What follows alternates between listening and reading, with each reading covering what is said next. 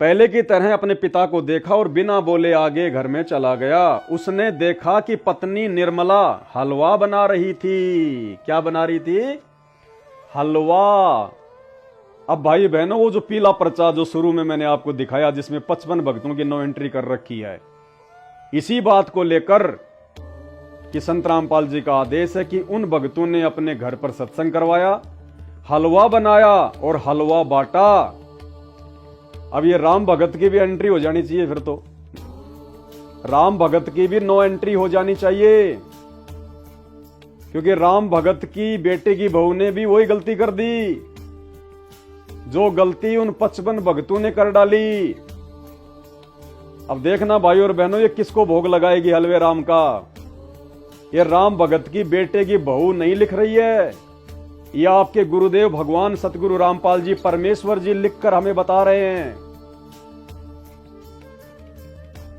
उसने देखा कि पत्नी निर्मला हलवा बना रही थी।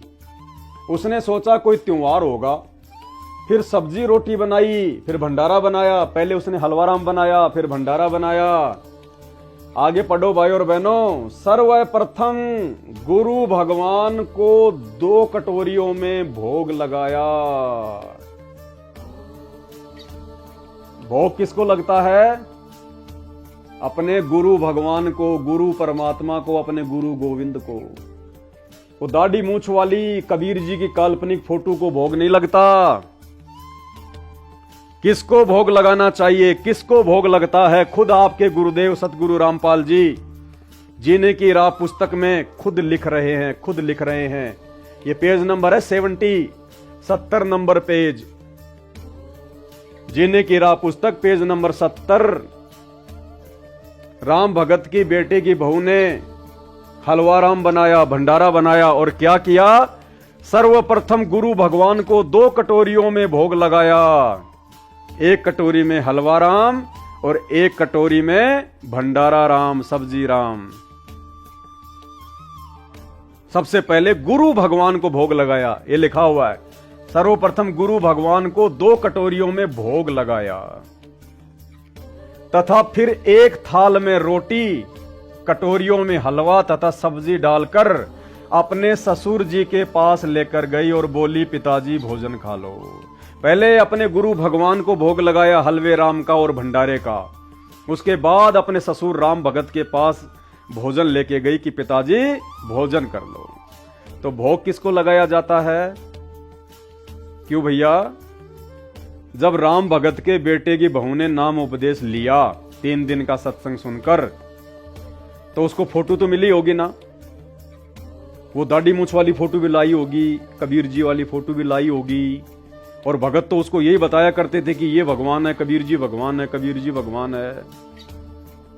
लेकिन परमेश्वर सतगुरु रामपाल जी ने आज अपने 90% तत्व ज्ञानहीन भगत समाज की आंखें खोलने के लिए, जो भगत समाज काल प्रेरित सतलोक आश्रम मैनेजमेंट के पीछे अंधा होके चल रहा है, जो ज्ञान को आधार नहीं बना रहा, गुरु को भगवान नहीं बना रहा, उनकी आंखें खोलने के लिए और हम सत्सेवक जो बरसों से हलवे राम का और भंडारे का अपने गुरुदेव को भोग लगा रहे हैं, परमात्मा मानकर, कबीर देव मानकर, हमारे विश्वास को और अधिक दृढ़ करने के लिए स्वयं अपनी लेखनी से ये लेख लिखा है।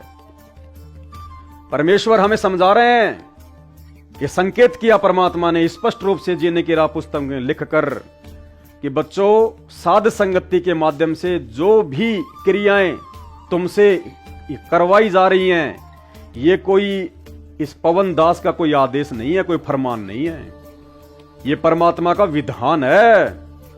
अपने गुरु को ही भगवान मानकर भोग लगाया जाता है, और तो भगवान कोई है ही नहीं। किसको भोग लगाएं और बताओ? वो दाढ़ी मूछ वाले कबीर जी को, वो तो 650 साल पहले आए थे, आज कहां भैया? अरे उस समय भोग लगाते तो कोई लाभ मिलता। अब वो हमारी नजरों में मुर्दा हैं, मुर्दा। परमात्मा कहते मुर्दों सेती प्रीत लगावे, ना जाने सतगुरु मेरे नू। जो जिंदा सतगुरु आज धरती पर प्रकट है उसको तो भोग नहीं, और जो मुर्दा है, जो काल्पनिक, जो कागज की फोटो है, उसको तुम भोग चढ़ा रहे हो। जून के महीने में भगवान मानकर, कबीर प्रकट दिवस मनाकर कैसे मुक्ति होगी? तो स्पष्ट कर दिया परमात्मा ने कि भोग केवल अपने गुरु भगवान को लगाया जाता है। और भाई बहनों, ये प्रमाण तो आज हमारे सामने आया है।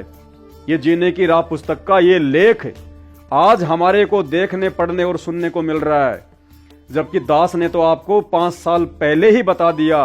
और 5 साल से ही हम हजारों सत्सेवक भाई बहन अपने गुरुदेव भगवान को रोजाना हलवे रामकार भंडारे का भोग लगा रहे हैं।